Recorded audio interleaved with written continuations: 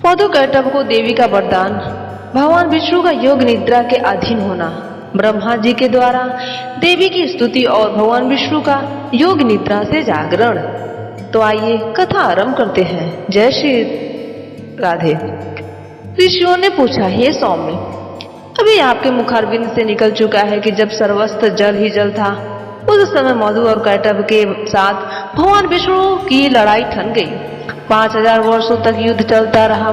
अब प्रश्न होता है कि अत्यंत पराक्रमी, किसी प्रकार हार न रखाने वाले तथा देवता भी जिन्हें जीत न सके, ऐसे वे दानव उस एकावर्ण जल में उत्पन्न ही कैसे हो गए। ये महाप्राज्ञ, वे दानव क्यों उत्पन्न हुए और किस काम भगवान ने उनकी जीवन लीला समाप्त कर दी, यह बताने की कृपा कीजिए।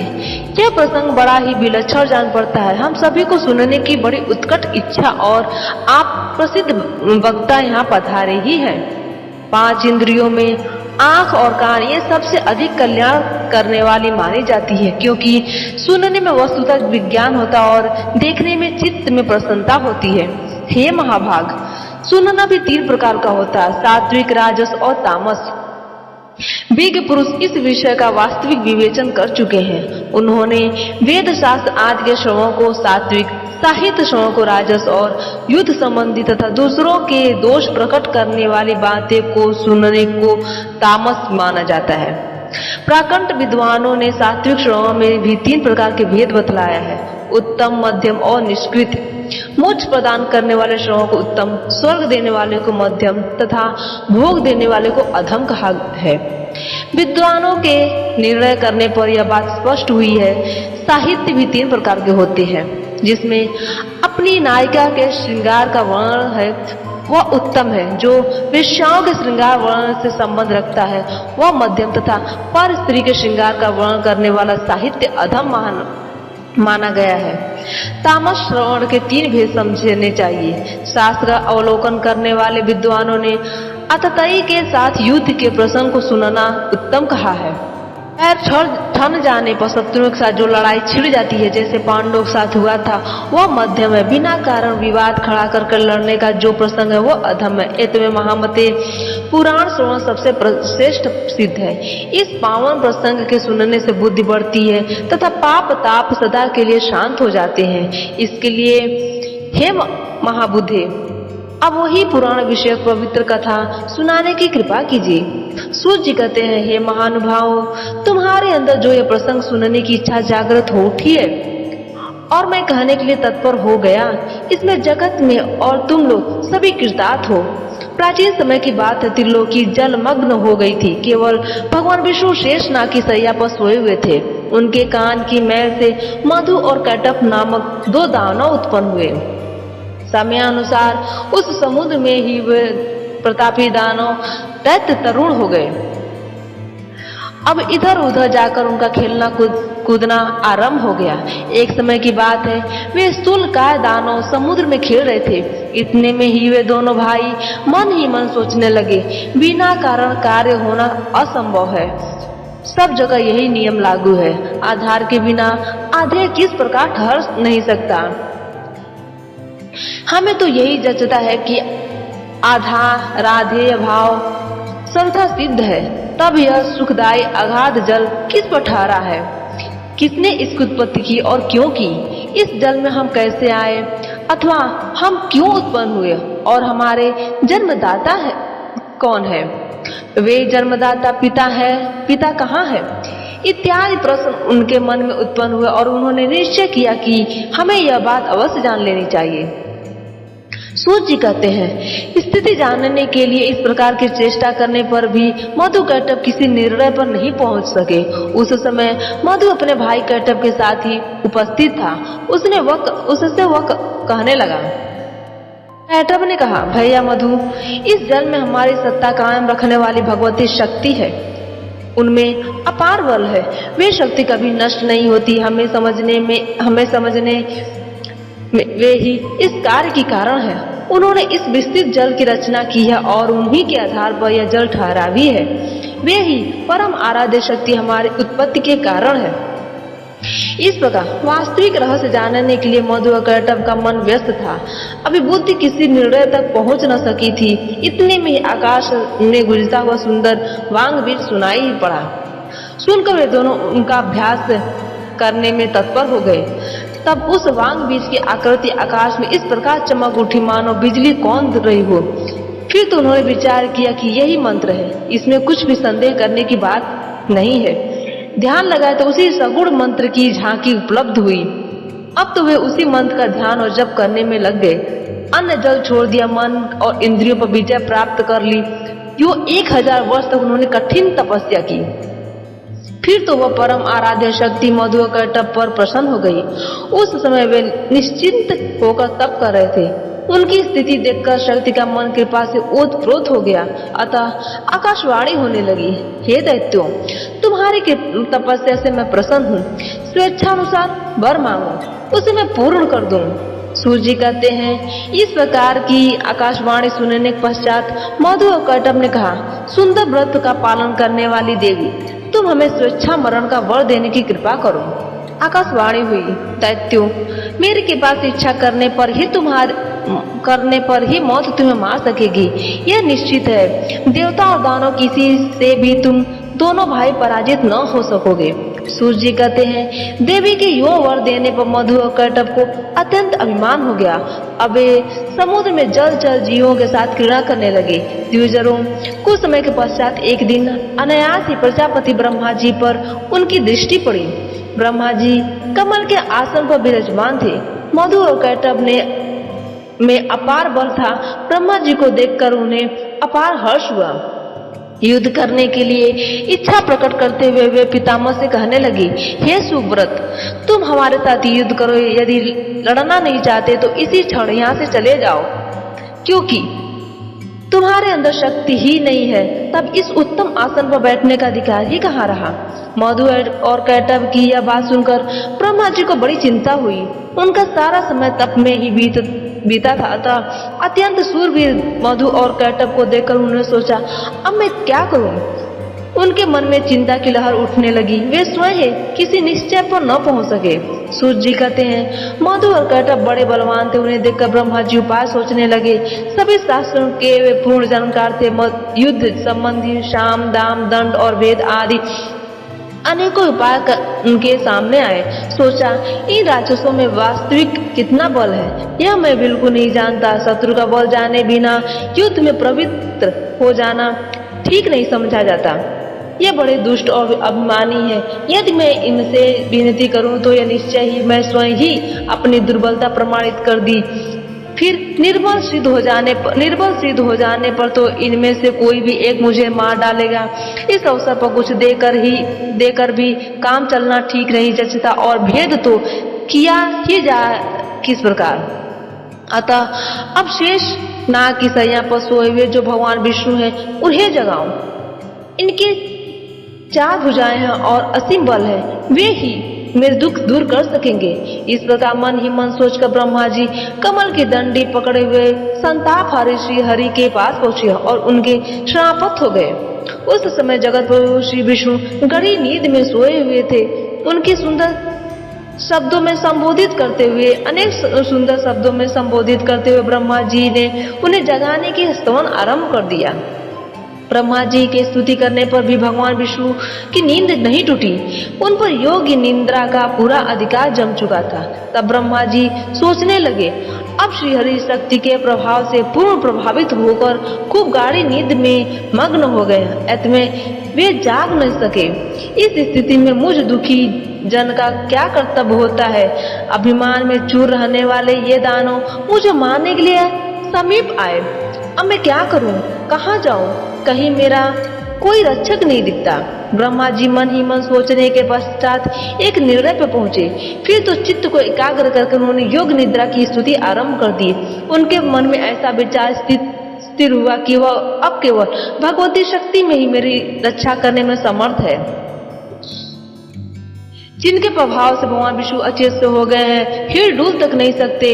जिस प्रकार मरा हुआ प्राणी शाब्दिक गुणों को समझने में असमर्थ हो जाता है, इसमें ठीक वही दशा इन भगवान श्री विष्णु को हो गई है। नींद में आंखें बंद है, ये कुछ जानते ही नहीं। इनकी मैंने निरंतर इतनी स्तुति की, फिर भी ये निद्रा को दूर न कर सके। समझ गया, इनके वश में निद्रा नहीं है, किंतु ये ही निद्रा के अधीन होकर रहते हैं। जो जिसके वश में रहता है वह उसका अनुचर है, यह बिल्कुल निश्चित बात है। इससे सिद्ध हो गया यह भगवती योग निद्रा इन लक्ष्मीकांत भगवान विष्णु की भी अधिष्ठात्री है। लक्ष्मी जी भी इन्हीं के अधीन हो गई है, क्योंकि पतिदेव विष्णु ही जब अधीन हो गए तब उनकी अलग सत्ता कहाँ। इससे निश्चित होता है कि यह अखिल ब्रह्मांड भगवती योग निद्रा के अधीन है। मैं, विष्णु, शंकर, सावित्री, लक्ष्मी और उमा सभी इन्हीं योग निद्रा के शासन सूत्र में बंधे हैं। इस विषय में अब सोचने विचारने का तो कोई अवसर ही नहीं रहा। जब साधारण मनुष्यों की भांति स्वयं भगवान विष्णु ही इनके प्रभाव से प्रभावित होकर नींद में अचेत से हो गए हैं, तब अन्य महात्मा पुरुषों पर इतना इनका अधिकार ही है या नहीं, यह तो विचार ही नहीं उठ सकता। इसलिए अब मैं इन भगवती योग निद्रा की स्तुति करूं। इनकी कृपा से जाकर भगवान विष्णु युद्ध में मेरी सहायता करने में तत्पर हो सकेंगे। उस समय ब्रह्मा जी कमल पर विराजमान थे। वे अपने मन में उपयुक्त विचार निश्चित करके भगवान विष्णु के अंगों में शोभा पाने वाली उन भगवती योग निद्रा की स्तुति करने लगे। ब्रह्मा जी बोले, हे देवी, मैं जान गया तुम निश्चय ही इस जगत की कारण स्वरूपा हो। संपूर्ण वेद वचन इसे प्रमाणित कर रहे हैं। यही कारण है कि चराचर जगत को प्रबुद्ध करने वाले परम पुरुष भगवान विष्णु आज गहरी नींद में मग्न है। हे माता, तुम समस्त प्राणियों के अंतःकरण में निवास करती हो। हे भगवती, तुम सगुण रूप धारण करके अपनी लीला प्रकट करती रहती हो। तुम्हारे इस कार्य कौशल को कोई नहीं जान पाता। मुनिगण संध्या नाम से तुम्हारे गुणों की कल्पना कर के प्राप्त साया और माध्यम तीनों समय निश्चित रूप से तुम्हारे ध्यान में लगे रहते हैं। हे माता, प्राणियों को सत असत का ज्ञान कराने वाली बुद्धि तुम ही हो। हे देवी, देवता जिससे निरंतर सुख का अनुभव करते हैं वह श्री तुम्हारा ही रूप है। अखिल जगत में तुम कीर्ति, धीरति, कांति, मति, रति और श्रद्धा रूप से विराजती हो। तुम अखिल जगत की जननी हो। मैं दुखी होकर तुम्हारा प्रमाण खोजने में प्रयत्नशील था। इतने भगवान विष्णु तुम्हारे अधीन हो नींद ले रहे हैं। यही मुझे प्रत्यक्ष प्रमाण मिल गया। इससे अधिक अब सैकड़ों प्रमाणों की आवश्यकता ही कहाँ रही। हे देवी, वेदज्ञ पुरुष भी तुम्हें नहीं जान पाते। वेद भी तुम्हारे अखिल अभिप्राय से अनभिज्ञ ही रहता है, क्योंकि इस वेद की उत्पत्ति भी तुम ही से हुई है। फिर तुम्हारे रहस्य को कैसे जान सकता है। तुमसे उत्पन्न हुआ यह अखिल जगत ही इसमें प्रत्यक्ष प्रमाण है। हे देवी, यज्ञ में हवन करते समय भी वेदज्ञ पुरुष तुम्हारे स्वाहा इस नाम का उच्चारण करते हैं। यदि वे स्वाहा न कहे तो देवता लोग यज्ञ भाग से वंचित ही रह जाए। इससे देवताओं को वृत्ति देने वाले भी तुम्ही सिद्ध हुई। देवी, तुम पहले भी मेरी रक्षा कर चुकी हो, वैसे ही अब इस देव शत्रु कैटब से भी मुझे बचाओ। वर देने वाली देवी, मैं मधु और कैटब को अत्यंत भयंकर देखकर भयभीत हो तुम्हारे शरण में आया हूँ। हे महानुभावे, इस समय भगवान विष्णु मेरे इस दुख को नहीं जानते, ऐसी मेरी समझ है, क्योंकि वे तुम्हारी माया से अचेत होकर जड़वत पड़े हैं। ऐसी स्थिति में या तो तुम भगवान विष्णु से अपना प्रभाव खींच लो, अथवा इस दानव राज मधु और कैटब का स्वयं संहार करो। इन दोनों में जो तुम्हारी रुचि हो वही करो। भगवती लक्ष्मी भी तुम्हारे अधीन, अतः वे भी अपने पति देव श्री हरि को नहीं जगा सकती। जान पड़ता है उन्हें भी तुम्हारे प्रभाव से अकस्मात नींद आ गई, जिससे वे परवश भी की भांति सो गई, जगती ही नहीं। हे देवी, तुम संपूर्ण जगत की माता हो। सभी मनोरथ पूर्ण करना तुम्हारा स्वभाव है। जो लोग अन्य देवताओं की उपासना छोड़कर तुम्हारे प्राण चरण कमलों में उत्तम भक्ति स्थापित करते हैं, वे बड़भागी जन धरातल पर धन्य है। हे भगवती, घी कांति, कृति आदि मंगलमय वृत्तियां तुम्हारे गुण है। तुम दिव्य रूपणी हो। तुम्हारी शक्ति जो निद्रा है उसके अधीन होकर वे विष्णु बंदी की भांति असमर्थ से हो गए हैं। तुम्हारी भगवती शक्ति हो तुम ही भगवती शक्ति हो, अखिल जगत में तुम्हारा ही प्रभाव व्याप्त है। चराचर जगत तुम्ही से उत्पन्न हुआ है। अपने ही बनाए हुए जगत प्रपंच में तुम वैसे ही क्रीड़ा करती हो जैसे नट अपने फैलाए हुए इंद्रजाल में सुख का अनुभव कर रहा हो। हे माता, तुम्ही ने युग के आरंभ में विष्णु को जगत का पालन करने के लिए उत्तम शक्ति प्रदान की। वे समस्त संसार की रक्षा में सफल भी हुए, किंतु आज वे पराधीन से पड़े हैं। यह निश्चित है, तुम्हारी जो इच्छा होती है वही तुम करती हो। हे भगवती, मुझे उत्पन्न कर यदि मेरी स्थिति कायम रखना चाहती हो तो मौन भाव का परित्याग करके दया करने की कृपा करो। ये दानव काल स्वरूप है, इन्हें तुमने बनाया ही क्यों, अथवा मेरा उपहास कराने की इच्छा से इन्हें प्रकट कर दिया। हे भवानी, मैंने तुम्हारी अद्भुत चेष्टा जान ली। संपूर्ण संसार की सृष्टि करके तुम स्वतंत्र रूप से अनंत का अनुभव किया करती हो, फिर चराचर जगत को अपने में लीन भी कर लेती हो। तुम मुझे पहले जगत सृष्टा बना चुकी हो, वही मैं यदि दैत्य के हाथ से मारा गया तो मेरी बड़ी अपकीर्ति होगी। सूर्य जी कहते हैं, जब इस प्रकार ब्रह्मा जी ने भगवती की स्तुति की, तब तामसी निद्रा देवी भगवान विष्णु के श्री विग्रह से निकलकर बगल में खड़ी हो गई। अब अमित प्रकार में भगवान श्री हरि के सभी अंगों से निद्रा देवी का अधिकार उठ गया। मधु और कटब के संहार के लिए वे भगवती योग निद्रा ने ऐसी कृपा की थी। फिर तो भगवान विष्णु जब अपने शरीर को हिलाने डुलाने लगे, तब उनके दर्शन करके ब्रह्मा जी आनंद विभोर हो उठे। साथ ही उन्होंने श्री हरि की परिक्रमा कर दी। ऋषियों ने पूछा, महावासुद जी, इस कथा प्रसंग को जानकर तुम्हें बड़ा ही आश्चर्य हो रहा है, क्योंकि वेद शास्त्र पुराण और विज्ञ जनों ने सदा यही निर्णय किया कि ब्रह्मा विष्णु और शंकर ये ही तीनों सनातन देवता हैं। इनसे बढ़कर इस ब्रह्मांड में दूसरा कोई देवता है ही नहीं। ब्रह्मा जी सारे संसार की सृष्टि करते हैं, जगत का संरक्षण भगवान विष्णु के अधीन रहता है। प्रलय के अवसर पर शंकर जी उसका संहार किया करते हैं। इस जगत प्रपंच के ये ही तीनों देवता कारण है। ये वास्तव में एक ही है, किंतु कार्य सत्व रज और तम आदि गुणों को स्वीकार करके ब्रह्मा विष्णु शंकर नाम से विख्यात होते हैं। इन तीनों में परम पुरुष भगवान विष्णु सबसे श्रेष्ठ हैं। वे जगत के स्वामी और आदि देव कहलाते हैं। उनमें सब कुछ करने की योग्यता है। दूसरा कोई भी देवता उन अतुल तेजस्वी श्री विष्णु के समान शक्तिशाली नहीं है। फिर ऐसे सर्व समर्थ परम प्रभु भगवान विष्णु योग माया के अधीन होकर कैसे सो गए? हे महाभाग, हमें यह महान संदेह हो रहा है कि यह मंगलमय प्रसंग को सुनाने की कृपा कीजिए। हे सुवर्त, आप पहले जिसकी चर्चा कर चुके हैं तथा जिसने परम प्रभु विष्णु पर भी अधिकार जमा लिया, वो कौन सी शक्ति है? कहाँ से उसकी सृष्टि हुई? उनमें कैसे इतना पराक्रम हो गया और क्या उनका परिचय है? सब बताने की कृपा कीजिए। जो सबके स्वामी है, जगत के गुरु है, सर्वोत्तम आत्मा है, परम आनंद स्वरूप है, सच्चिदानंदमय विग्रह है, सबकी सृष्टि करते हैं, सबका संरक्षण करते हैं, रजोगुण से रहित है, सर्वत्र विचर सकते हैं एवं परम पवित्र परात्पर है। ऐसे सर्व गुण संपन्न भगवान श्री विष्णु विवश होकर कैसे नींद में अचेत हो गए? आप में अप्रमित ज्ञान भरा है। हमें यह जो महान संदेह हो रहा है, इसे आप अपनी ज्ञानमयी तलवार से काटने की कृपा करें।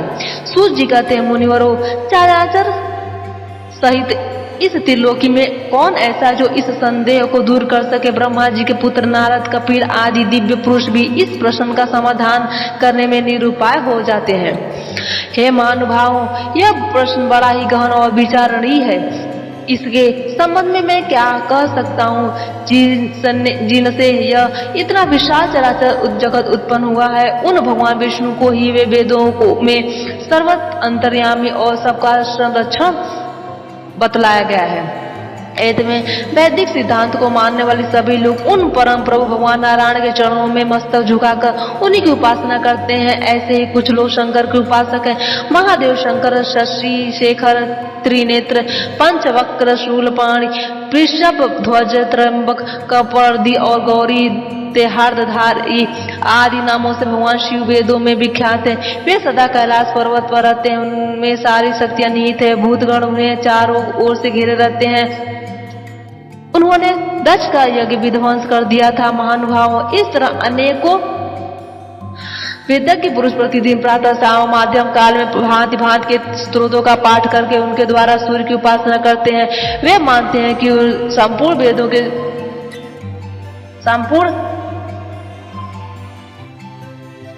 वेदों में सूर्य की उपासना ही उत्तम माना गया है। उन्हीं महान भाग का नाम परात्पर भी है।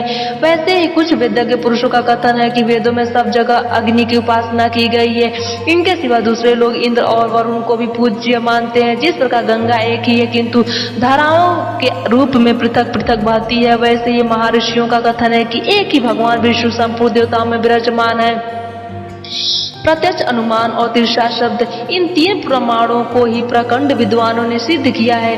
न्यायिकों के सिद्धांत में उपमान को लेकर 4 प्रमाण कहे गए हैं। मीमांसकों ने अर्थापत्ति सहित 5 प्रमाण माने हैं।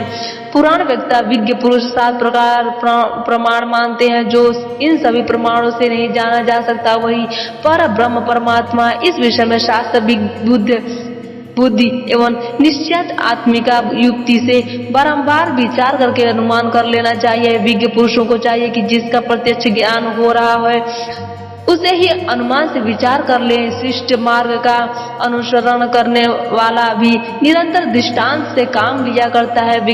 विद्वान पुरुष ऐसा कहते हैं कि पुराणों ने भी घोषणा की है कि ब्रह्मा में सृष्टि करने की शक्ति और विष्णु में पालन करने में समर्थ है तथा शंकर संहार करने के में कुशल है।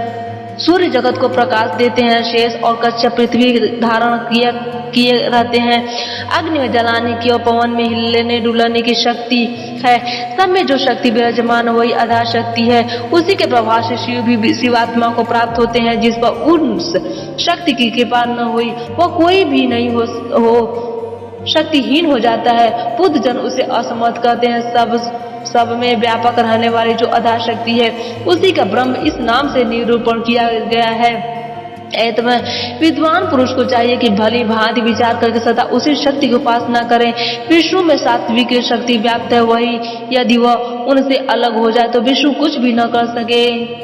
ब्रह्मा में राजसी शक्ति है, उनके बिना वह सृष्टिकार में अयोग्य है। शिव में तामसी शक्ति है, उसी के प्रभाव से संहार लीला करते हैं। मनोयोग पूर्वक इस प्रकार बारंबार विचार करके सारी बात समझ लेनी चाहिए। वही आधा शक्ति इस अखिल ब्रह्मांड को उत्पन्न करती है और इसका पालन भी करती है। वही इच्छा होने पर इस चराचर जगत का संहार भी करने में संलग्न हो जाती है।